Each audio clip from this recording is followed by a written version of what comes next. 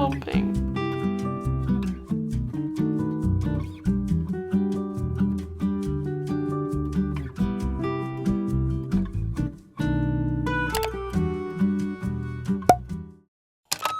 Hello everyone and welcome back to my channel. If you're new here, welcome. My name is Emmy. I love to read. I read so much over here. So if you've clicked on this video, you know that we are doing a 24-hour reading vlog. And if you like these kind of things, make sure you subscribe. I am doing a 24-hour readathon at least like once a month, sometimes twice a month at the moment, which is a little bit crazy, but I love it. And you guys seem to like it. So I'm not going to stop anytime soon unless you want me to, but I don't think you do. We're doing another 24-hour readathon. The way that I do these here is I will set a timer for 24 hours and I will film them across a weekend, ideally 2 days. I'd love to do 12 hours on one day and 12 hours on the other day. Like, I think that would work really well if I can actually do that today. So we could do 12 hours today. There is time in the day for that. I value my sleep too much. Sleep is too important. And also, why would I want to read books in a setting that's really not enjoyable? Like, I love to read and I want to read books. So why would I make it as unpleasant as possible? No one wants that. You don't want to watch me be grumpy and hate books that I should probably love. So we're not going to do that to ourselves or encourage or promote it. I think you can do 24-hour readathons over 2 days. It's still a challenge and it's still very fun and very enjoyable. I'm always asked how I have time to clear out weekends to do a 24-hour readathon like this. And the simple answer is I'm always maximizing my productivity. Juggling my work, my business, finding time to read, social life, and the hobbies I love is really challenging. But streamlining my task scheduling has helped my productivity and opened up so much free time on my calendar. And I do all of this using Akiflow. Akiflow are actually the sponsor of this video. I've been using Akiflow for a while now and it has helped me so much to stay focused and also achieve my goals. Akiflow is an intuitive time blocking platform that streamlines the task scheduling process, enabling users to maximize their productivity and make their work more efficient. With my ADHD, I find it so hard at times to stay focused and get everything that I need to get done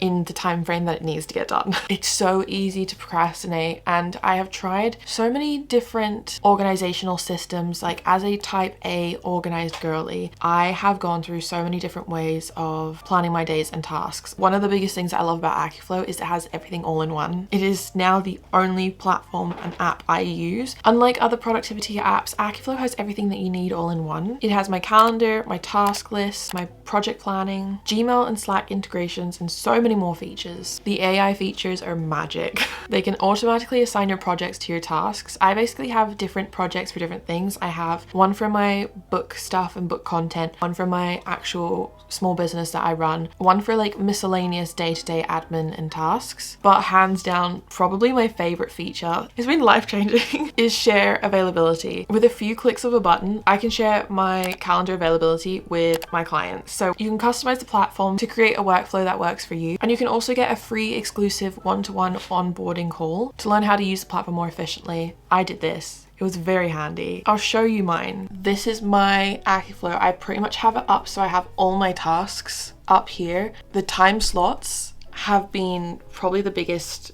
game changer for me, because basically I can write work for the day and I'm gonna work 10 a.m. till 5 p.m. and instead of individual time blocking, which has never worked for me, I've tried so many different calendar productivity and organization systems and it just doesn't work. I'm a to-do list girly. I like having a to-do list that I can just check off in a certain time window, and that's exactly what you can do here. So I can put that I need to film 24-hour readathon, and it's automatically added it to my book content, the AI, because it knows. And any work that you don't get done, you can literally replan. So when I'm working and say I filmed my 24-hour readathon but I didn't update my TBR, you can replan those tasks and say I'm gonna do them tomorrow. And anything that I don't get done in one day, I can carry on into the next day without having to like rewrite it out. It's so helpful. There's just so many simple things like that that just are genius. Most of my social life happens during the weekdays, and that's also when I do all my hobbies and like fitness classes and dance class and stuff. So weekend time is my relaxation, alone time. That's how I like it. Everything else gets done through the week so that I have time to read. But you can check the link in my description to try Akiflow today. What are we gonna read? Let's talk about reading.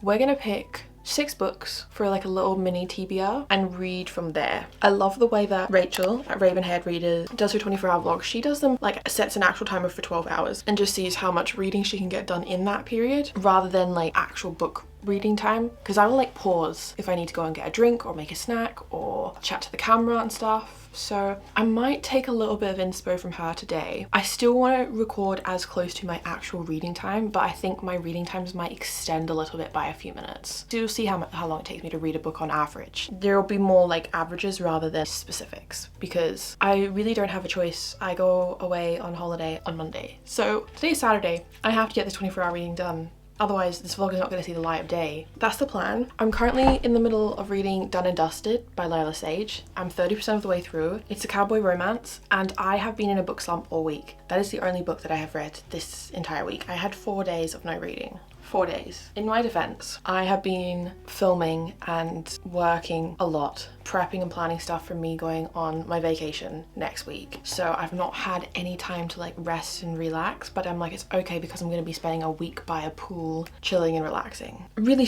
slumping out. So I'm hoping that this 24-hour readathon like kickstarts my reading vibe for the holidays and like getting me back out of a slump and into a reading routine. Gonna finish Done and Dusted. I feel like it'd be silly to pick up anything before I finish this. It's like 300 pages. It's really quick. I've only got like, it'll only take me 2 hours to finish. And then I do have so many books downloaded on my Kindle for like Kindle Unlimited fantasy romance series. If I'm in the mood for it, I can always just scroll on my Kindle and see, but physical books, what do we got? I did so much book shopping recently, so we have some new options.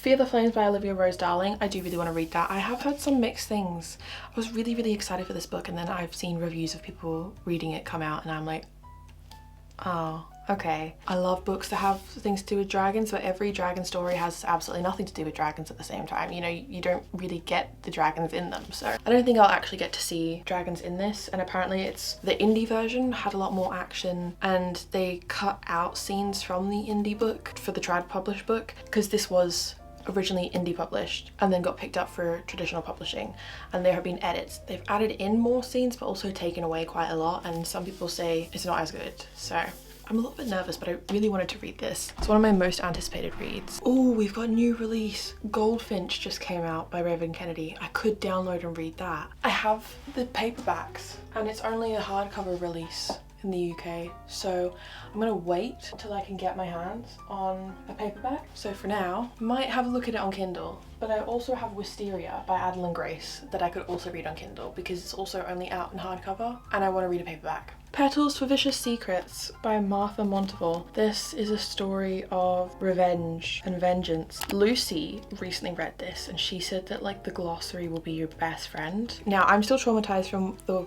glossary and When the Moon Hatched, but we're gonna pop that down. There was another book that I picked up that I said sounded really interesting and I wanted to read that. What was it? Actually, this is on my TBR for the month. The light is, sorry, the sun, hello. The Jasad Air, Egyptian-inspired epic fantasy debut. It was in the romantasy section at Waterstones, and a lot of people have asked me if I've read it. It looks big, but it's, okay, yeah, it's like almost 500 pages and it's printed quite small. We'll just silently put that there. I have Love Theoretically by Ali Hazelwood. I love Ali Hazelwood book read. Should we put that in the lineup? Yeah, we'll put this one in the lineup. I feel like that's gonna be enough. Lore of the Wilds. Why not? We'll add that also. I feel like this is a really random TBR for the readathon.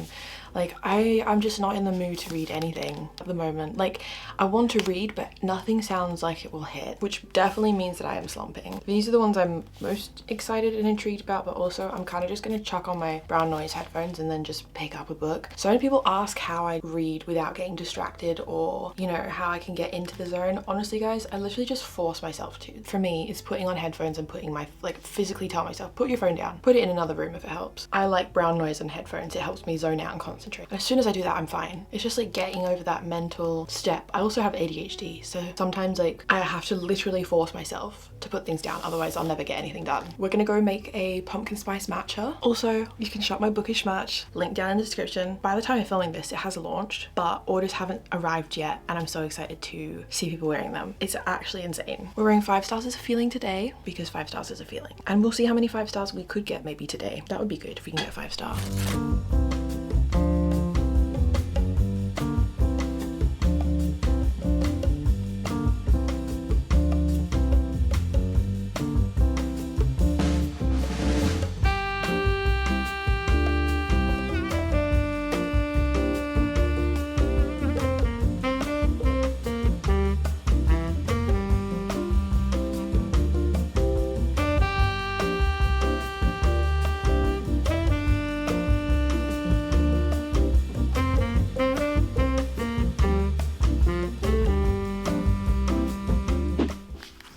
have finished that book in exactly 1 hour and 58 minutes, but I was already 30% of the way through it, so that's not really a surprise. Yeah, so that's 218 pages, not too bad. And I really enjoyed it. It was from the jump very lusty, like straight away. I was like, okay, characters do have history, but not like that. So it was very, very fast paced and like things moved very quickly, and it was only like a 3-week period. But for needing a palette cleanser book where I can just sort of switch off my brain and enjoy the good vibes, it did the job. You know, I don't feel like I'm slumpy now. I feel like I could go and tackle anything. I think, I don't know, 3 or 3.5 stars. I think I'm gonna say 3 stars for this. 3 stars is good for me. 3 stars is good. 2.5 stars is half of 5. So if you read a book and it's okay, you know, it's not your least favorite, it's not your most favorite, it's 2.5 stars. That's sort of how I see things. 2 stars is didn't really like it. 1 stars is I should have DNF'd. 2.5 stars is it's okay. 3 stars is it's good. 4 stars is great.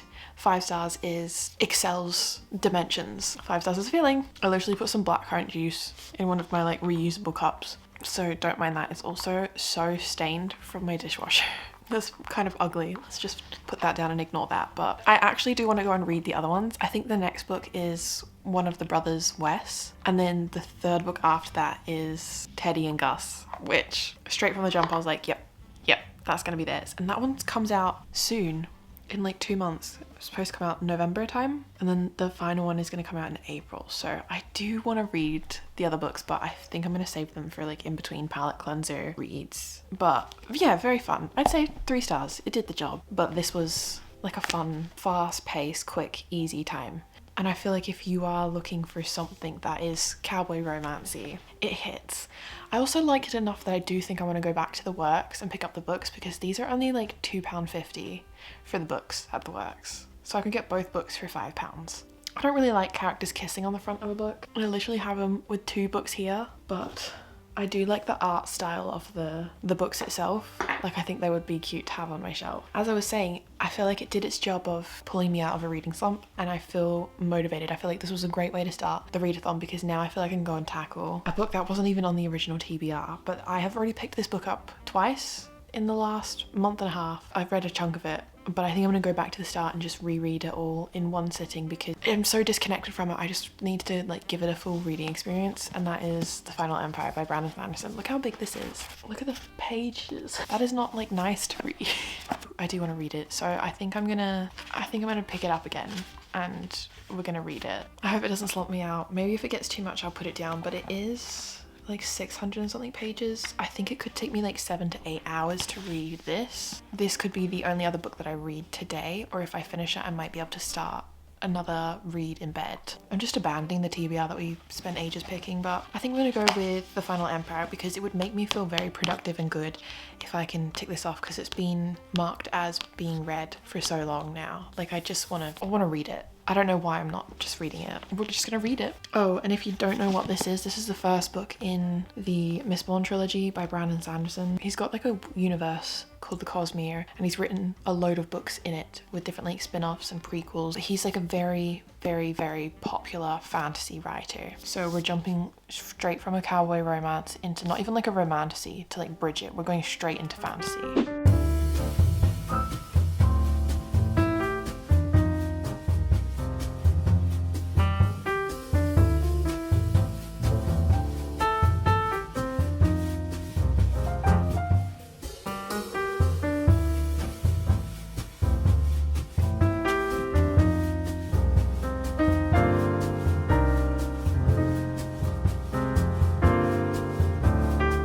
Alright, so it's been a few hours. We are 15 hours through, well, just under 16 hours through, and I am just about 50% of the way through the book. Well, actually, I'm technically 48%. So yeah, we're just gonna round up to 50%. Listening to an audiobook, it does really, really slow down the process, so I probably would have been closer to finishing it if I wasn't listening to the audiobook. But I had laundry to do, I made myself dinner as you saw, I had a shower. I feel like to be able to actually do 24 hours and split it like 12 and 12, you have to listen to an audiobook at some point, because otherwise the timer's just going to go and you're not reading, or you're going to pause the timer and you're going to end up reading for even longer into the day. Like, stopping to sleep, it would mean like I wouldn't get to sleep until like 3 a.m, but then I'd have to get up at like 6 a.m. anyways to continue reading, you know what I mean? So I like in 24 hours having the ability to put on an audiobook for a couple chapters to be able to still continue the story, but also to make it a little bit more realistic to be able to achieve, because it's hard to do when you still have to eat and function. I do think though that the audiobook has helped me get into the book a bit more. I feel like part one, it's not boring, but like it's world building, it's introducing you to the characters, it's introducing you to the magic system, it's setting the scene, it's bringing all these diverse group of characters in and getting to know who they are individually and their own voices. And the audiobook is like narrated by one person, but he does different voices for each character, so it's really easy to follow the audiobook as well, and then in your head imagine like a distinct personality for all of these characters. I honestly didn't know where the story was going to go, but the direction it's taken has surprised me. We're getting like court politics, and I love it. We're getting balls. A fantasy book with balls. Like, that's my favorite thing. So I'm really loving it. The way that I would describe this book so far, it follows, I would say, like two main characters. We have Vin, who's our main female character, and then we also have Kelsier, who is our main male character. And Vin was like a street thief, bottom of the barrel, and Kelsier has like this reputation. He's a bit of a legend with this rebellion that's sort of happening because he survived this. It's so hard to explain it because I know it in the terminology for the book, but if you haven't read the book, it doesn't really make as much sense to be using certain words. So to like really simplify it, we have an older main male character who ends up crossing paths with our young teenage main female character. Kelsier is a mistborn and Vin is also a mistborn, and they are the only two mistborns in this world right now. He recognizes her powers. The way that this magic system works in this world is that the nobles have powers and they call them the Scar, like slaves, and the lower class, the working class, like poverty, people who live on the street thieves, people in gangs, those type of things. Scars aren't allowed to have powers. If they have powers, then it means that noble lines have, you know, bred with scars, and they practically like kill anyone who has powers. They track them down, and yeah, it's like really heavily controlled, this world, by the Lord, by this like High Lord. Nobles do have powers, but it's typically they can wield one type of power to do with different metals. So you have a magic system based on metals with like copper and tin, and there's different names for each of the types of powers, but some people in the Scar have secret hidden powers. But if you're a mistborn, you can control like all of the powers. Is it 8 or 10 powers? There's a lot of powers. He basically puts together this team, this crew, who are going to try and... It's basically an uprising. That's exactly what it is. Like a heist meets an uprising. Like they want to overthrow the way that this world works right now, but they also want to steal a lot of this metal and stuff. Anyways, honestly, every time I have to describe a book that I'm in the middle of reading, I just think, why am I even a book creator? Because the way that I'm explaining this is like word vomit. But it's actually so hard to describe this book. But we're in a point of like, I don't want to talk about spoilers and like actual plot points that happen, but it does get to a point in the book where they try to infiltrate part of the court to be able to overthrow, like this overthrowing happens like over like a year and a half. They've got a plan to, so it's like a long game. But we are in the middle of court politics where Vin is now dealing with the court scene and trying to like navigate that, and we have like these new characters. I think there's like the most minor subplot maybe of like a little romance story or like some like tension, and I'm kind of eating it up. But also part of the audiobook, there was a few times where I did kind of zone out a little bit while I was doing things, but I think that's just like my ADHD. So I'm switching back to the physical book because I can just sit and concentrate on the words and take more of it in. Yeah, I'm not gonna go to sleep until I've finished this book at least. I think we've got another like 4 hours of reading to do tonight anyways, so I'm gonna sit and do that. So we're jumping in a chapter 19. The book does have, I think it has longer chapters to be fair, but I have no idea where this is gonna go. I get a lot of questions about Cooper. She is fully grown. She's a mini dachshund, so a little sausage dog, but a miniature sausage dog. She's full size.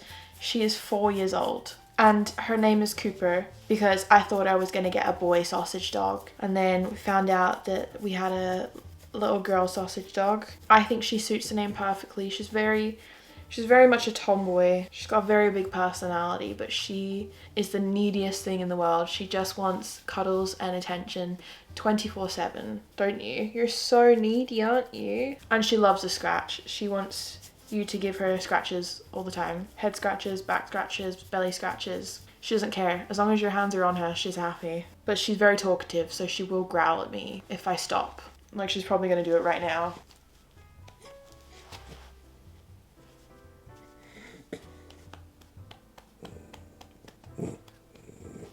You hearing this?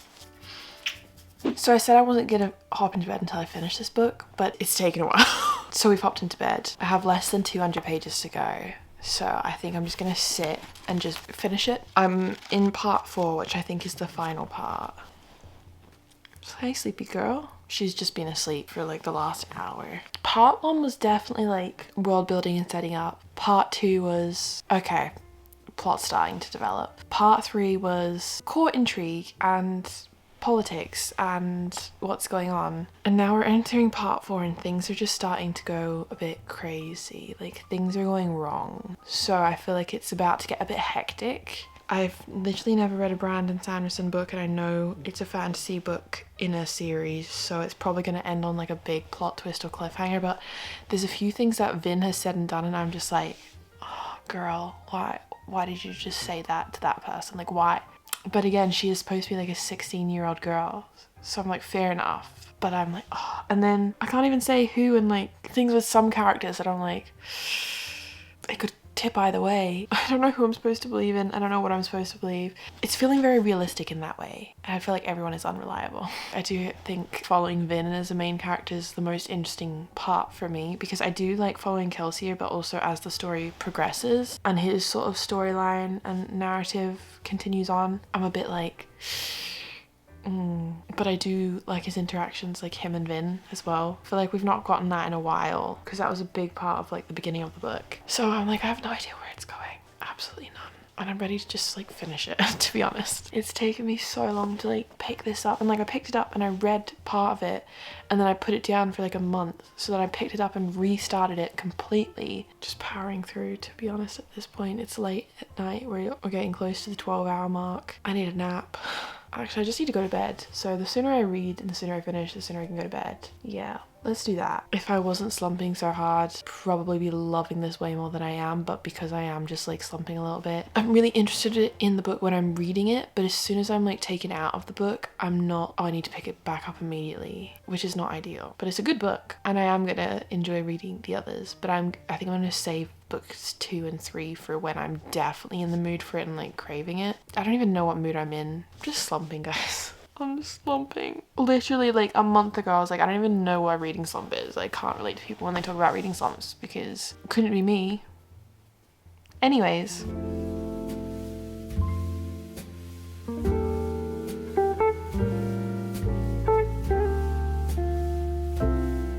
Good morning. I am already tired.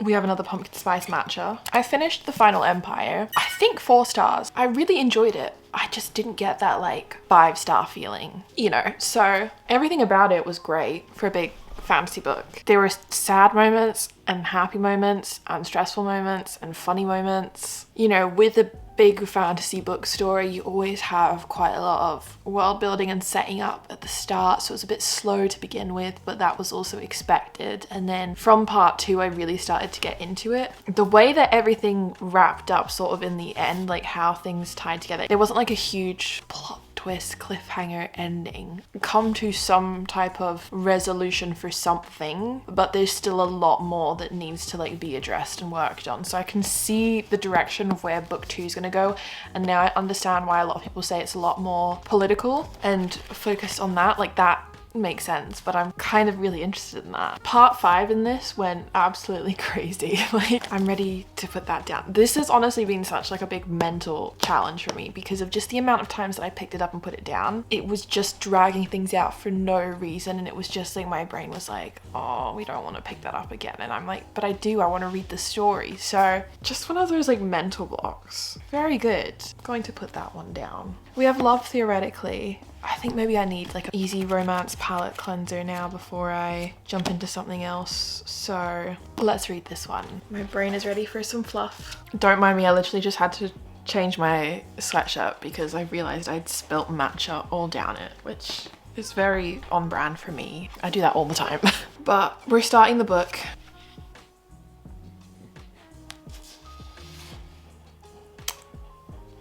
Prologue? I think I'm gonna like this one.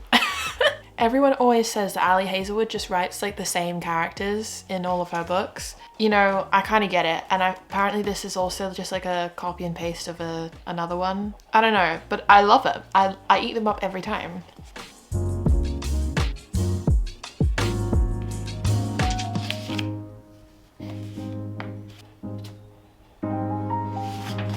No, I already love this.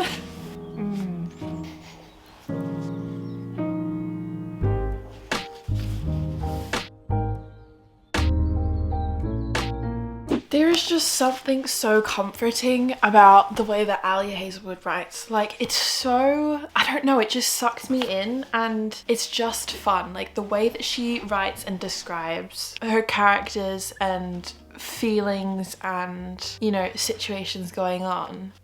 It feels real, and it's just funny. I think she's hilarious. Like, I think if you actually got to sit down and talk to Ali Hazelwood, she would be like one of the funniest people that you speak to. Like, she's just so out there and does things completely differently. I don't know, I love the way she writes so much. I'm also like kind of obsessed with this main character so far. Like, I have a feeling that this like character combo could be like my favorite of her books so far, because I've read Bride, Not in Love, and The Love Hypothesis, and everyone says that Love Theoretically and Love on the Brain, are they the two that they say are the exact same characters and sort of storyline? I don't know. I just know that this guy is gonna simp so hard. Like, I actually think he's already obsessed and they currently hate each other, but like I think he's low-key obsessed. Am I delusional? I don't know.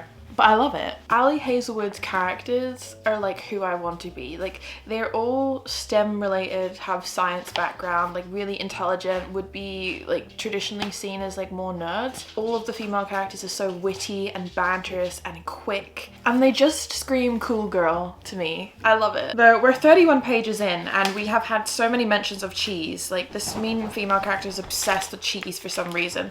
Sometimes it does border on the line of a bit like a millennial cringe.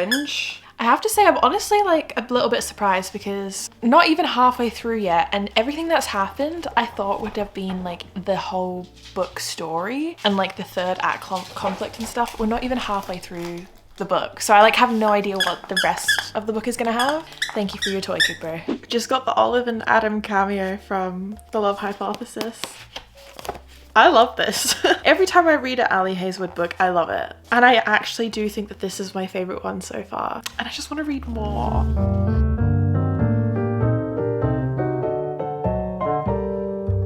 I'm like 50 pages away from finishing, and I think I know what like the last bit of conflict is going to be in this book. Oh, I just have a bad feeling I know what's going to happen with this. So let's finish. Should be done in like the next half hour maybe. Uh-oh.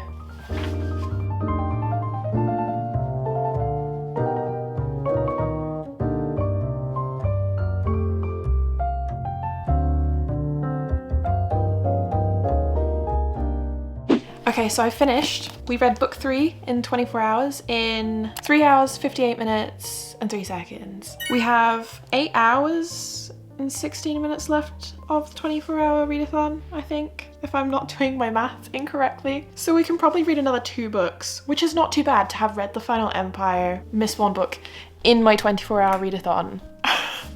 Like, look at that. But 3 books in, we're gonna pick up a 4th. I think we're gonna read Petals for Vicious Secrets, because it is like 360-ish pages and it is printed quite large. It should be quite easy to read, but Lucy's library, she just finished reading it and I'm really intrigued to read it because I want to talk about it with her. So I think this is the one we're going to read next, and hopefully that will take maybe like 4 hours again, and then we can read 1 more book and hopefully smash 5 books out. So I'm gonna feed Cooper and take her out, and then we're gonna jump into this one. Let's do that. I don't know how all the girls on Pinterest wear their claw clips so they look like cute, because whenever I do it, I feel like I look like a boy. Like my hair just disappears. It just don't suit like scraped back looks. No, I don't, Cooper. Every time I talk to the camera, she gets so excited because she knows we're talking to our besties, aren't we? Anyways, it wouldn't be a 24-hour readathon if I wasn't starting another book with some type of caffeinated beverage if I can open it. Heck yeah. I'm also still obsessed with these AirPod covers. I faced them down on my blanket so they've picked up a little bit of fluff. It just goes with my merch so perfectly. It's so me coded.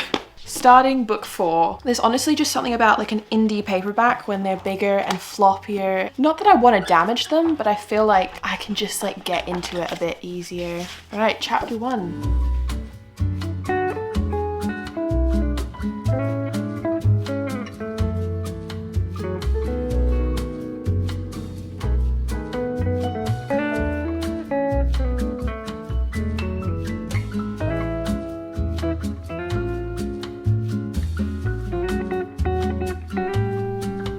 My headphones died and Cammy's watching a movie next door, so I have hopped into bed to continue reading this. The next book I had to pick up was going to be Fear the Flames, and I don't know if I'm going to pick that up anymore because both Tammy and Mariana have both texted me to say that it was a little bit snoozy, and I feel like if I read a book that's going to be like a little bit boring, it'll just put me to sleep. So I might pick up one of the other books I've got or see what's on my Kindle. I was really looking forward to reading Fear the Flames, but I've heard so many people say that they've cut out a lot from the indie books and they've like rewritten and written in new scenes for the traditionally published ones, and it's like taken out a lot of the passion, which is a little bit disappointing. Sorry, someone wanted to come next door. Mwah! Okay, I didn't mean like jump on me. You're very excitable, aren't you? This is what I mean though, every time I start speaking to a camera, Cooper needs to be in the room. She gets so excited, don't you? But it's bedtime now.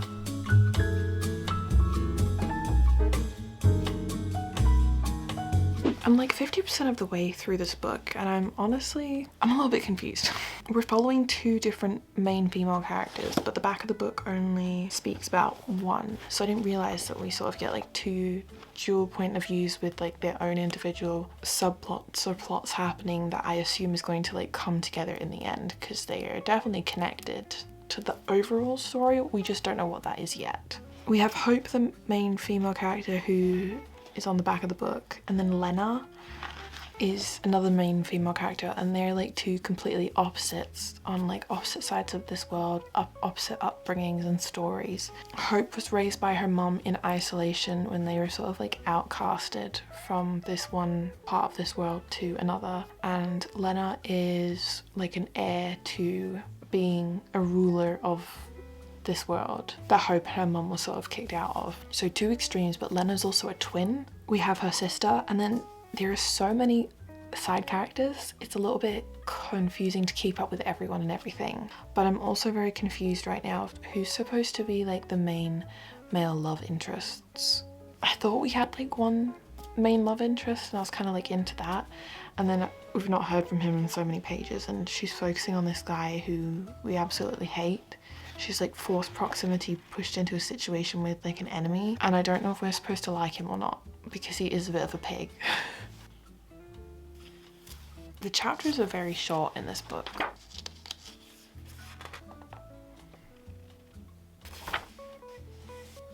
Okay, yeah,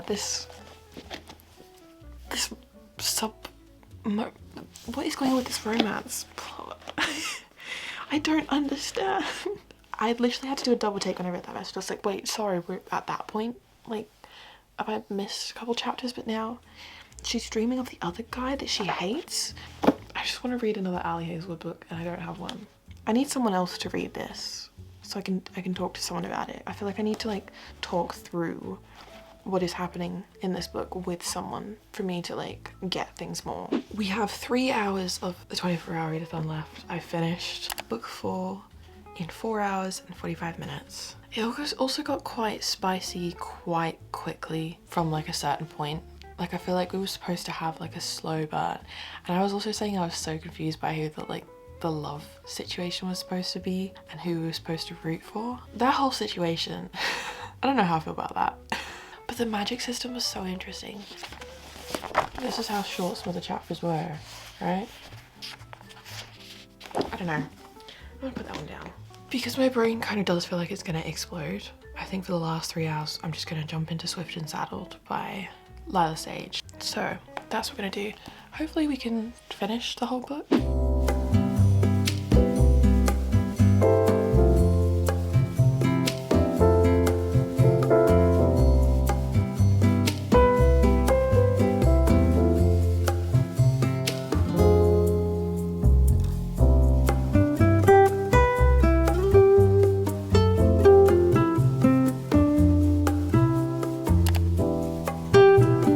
So we're actually ending the 24 hours a little bit earlier because there's only 41 minutes left on the timer. I could just start a book in that time. I mean, I'm going to anyways, but there's no point in me really reading for 40 minutes because we're not going to really get through much in this video anyways. And I don't want to start a new book and then not be able to like continue telling you what I feel about it or update. So if that makes sense. I don't know if I'm just like rambling. I'm really enjoying the Lila Sage books. I definitely think I prefer book 2 to book 1, even though book 2 was technically like more lusty from the jump. I don't know, there was just something about it. There was just something fun about it that I really enjoyed, so I think it's gonna be 4 stars for me. After finishing the Chestnut Spring series, I kind of just still want to live in like a similar vibe, a similar world. I don't know. Because I have been slumping, like reading a contemporary romance that's short and fast paced and fun and just giggly is just perfect in what I need, and anything else that I try to like branch out and read is just not hitting. This is actually filling the hole that Chestnut Springs has left in my heart, but I am so excited for book 3. From book 1 I was like, the characters that book 3 is going to focus on I've been waiting for, and I think that that could be really good, and I believe it comes out soon, which is even more exciting. I'm very excited for that. I did not think that I would love the Rebel Blue Ranch series as much as I am. It's fun. They are extremely short. Like I am reading these books, I think faster than I've read any book ever. So if you're looking for like a good palate cleanser or something short and easy to pick up and read, then I would definitely recommend them. This 24 hours did feel long, and I did feel like I was going through a reading slump, but I do feel like I'm coming out of that now. I'm feeling very excited. I feel like a reading slump is also just as much of a mental block as a physical block. And I do think that this has kind of kickstarted me back into picking up books. I feel like the hardest thing when you're going into a reading slump is just actually sitting down and picking up the book, or a book, like any book to read. And I did that today, and I read 5 books. Thank you so much for watching this video if you've made it all the way to the end. And I do want to do a really big book shopping, book haul video soon, because I have been like saving up gift cards, and if you have any book recommendations of books that you think that I should go and pick up, let me know. We're gonna end the video here. We're gonna call it a day. Another successful 24-hour readathon done. I will see you guys in my next reading video. Bye.